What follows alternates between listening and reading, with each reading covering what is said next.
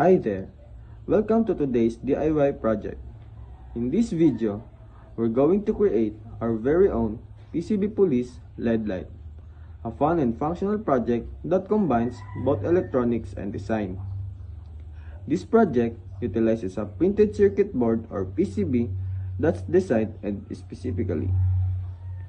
This simple yet exciting project will also use a NE555 timer IC to control flashing blue and red LEDs, mimicking the classic police light effect. Before we proceed, let us first prepare all the materials needed. The two NE555 timer IC, the 10 LED blue, the 10 LED red, two 850k ohms resistors, 1 UF electrolytic capacitor, and 9 volts battery clip, 9 volts battery, PCB board, and the ferric chloride.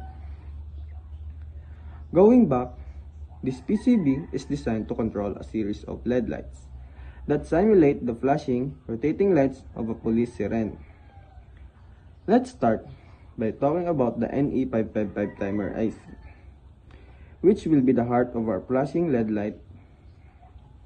Each NE555 timer IC has its own role to function. It will function as a stable multivibrator mode, one that deals with flashing or signal frequency, while the other helps to alternate the switching of the LEDs. The two capacitors allow each NE555 to have its own timing. The most important thing is how the output pin 3 is connected and controls the LEDs on and off states. The LEDs flashing blue and red color, and each are measuring 5 mm. To set the timing for our flashing LEDs, we're going to use the two 850k ohm resistor. These components control how fast the LED lights will flash.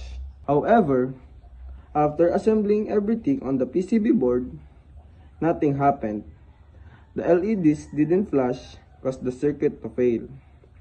I think it's because of the etching of the PCB. It's the etching of the PCB board and the soldering of each components. So even though the police LED light DIY didn't work as planned, it's a great learning experience, and I'm excited to get it working.